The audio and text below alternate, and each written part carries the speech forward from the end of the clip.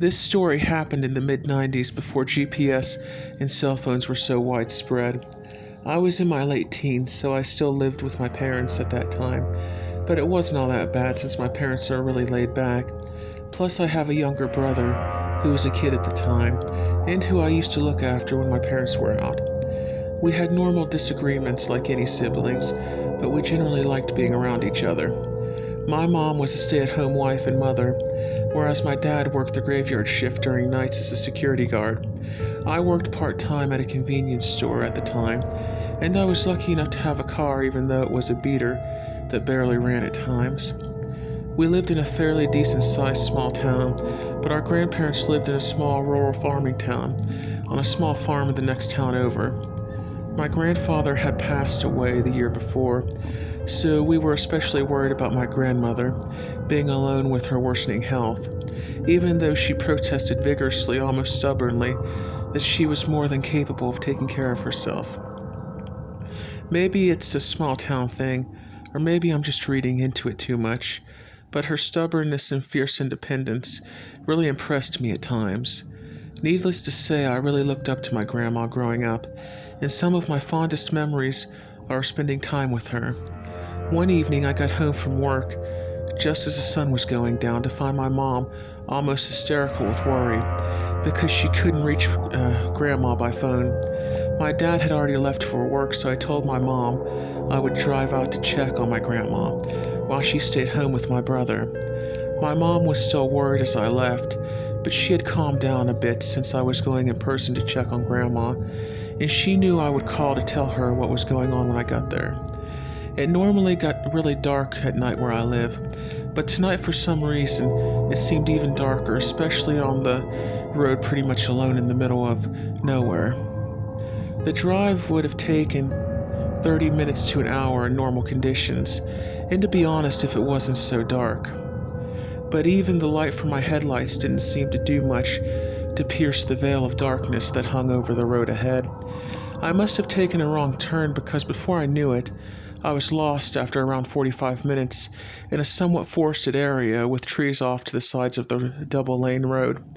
In a clearing to the right side of the road, I had come to a stop in front of. I pulled over and got out, leaving the car idling, as I took the map out and opened it, laying it on the hood while I looked at it with a flashlight.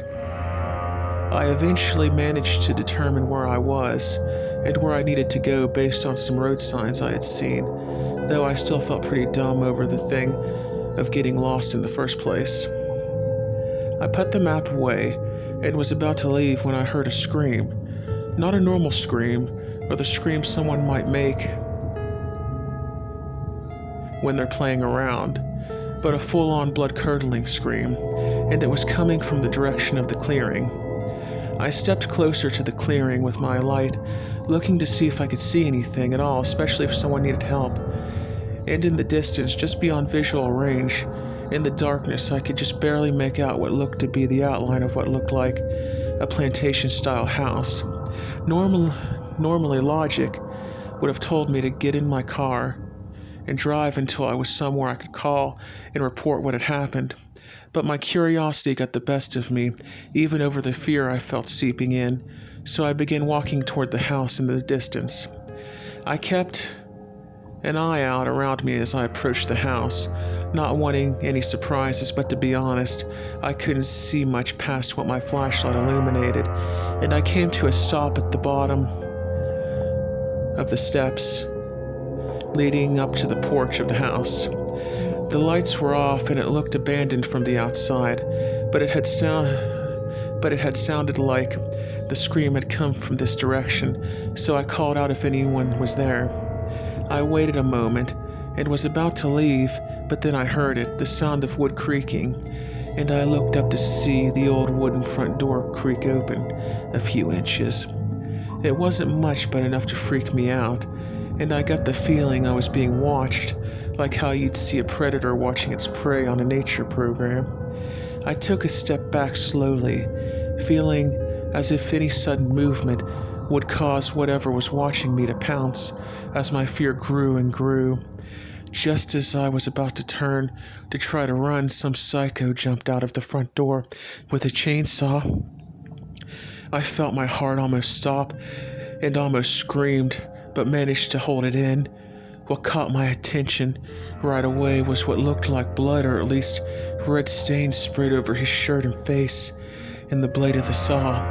I couldn't make out his facial features that good in the dark, but I took off like a bolt of lightning, running as fast as I could back toward my car. I heard him pull the ripcord and start the saw behind me as he chased me with it. I could tell he was gaining on me from the sound of his footsteps and the saw every time he revved it, even over the sound of my own heart pounding. I don't know how, but I managed to get to my car before he caught me and sped off right in the nick of time. As I looked in my rearview mirror to see him come out of the clearing just as the car pulled off, illuminated by the fading red light of my taillights, with the saw hanging in his hand, still idling. I eventually managed to make it out to my grandma's house and found that she was all right. She had just been sleeping so soundly without her hearing aids in that she hadn't heard the phone at all. I phoned my mom right away, and she was relieved to hear that everything was all right.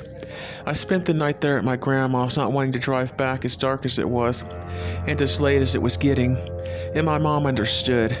I didn't tell them what happened because I didn't want to worry or scare them, especially my grandma. I know now I should have at least called the authorities when I got home to report what happened, but for some reason I didn't. Maybe because I was afraid of sounding crazy or something, but to this day it still gives me nightmares, and in the night, sometimes I still think I can faintly hear the sound of the saw. I know he would have killed me if he caught me that night, but luckily I escaped. I just hope whoever it was who made that scream escaped also. If you're planning to take a trip at night alone, be careful. He's still out there waiting, and sometimes in the dark, I feel like he's still waiting for me also. I hope you enjoyed the story. This was some new content, and maybe a new series we thought we would upload and try spur of the moment. Thank you for watching, and remember, don't look into the darkness too hard, or something may look back at you.